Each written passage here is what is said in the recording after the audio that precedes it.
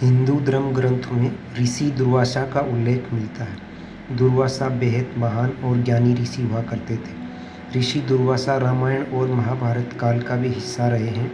ऋषि दुर्वासा अपने क्रोध के कारण जाने जाते थे। ऋषि दुर्वासा का क्रोध भी शिव की भांति बेहद भयावह होता था। ऋषि दुर्वासा भगवान शिव के पुत्र कहलाते हैं।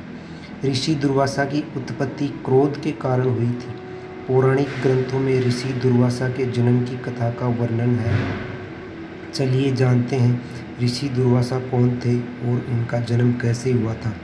पौराणिक कथा के अनुसार एक समय भगवान शिव को बेहद भयंकर क्रोध आ गया था। उनके क्रोध को देखकर सभी देवता भय से छिप गए।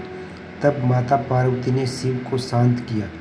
भगवान शिव ने अपने गुस्से को अत्रि की पत्नी अनसुईया के अंदर संचित कर दिया।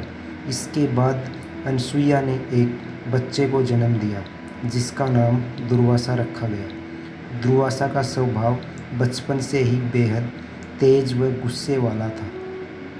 भगवान शिव के अवतार होने के कारण ऋषि दुर्वासा को अत्यधिक क्रोध आता था। ऋषि दुर्वासा अपने क्रोध में किसी को भी श्राप दे देते थे, इसलिए सभी देवता भी उनका आदर करते थे और उनके क्रोध से डरते थे।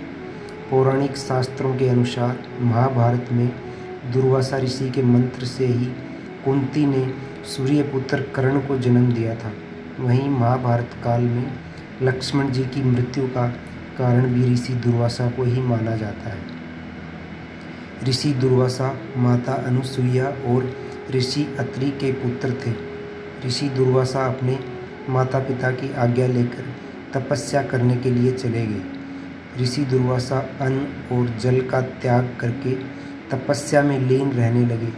ऋषि दुर्वासा ने सभी नियमों का पालन करते हुए सारी सिद्धियां प्राप्त कर ली थी, इसलिए ऋषि दुर्वासा सिद्ध योगी कहलाए।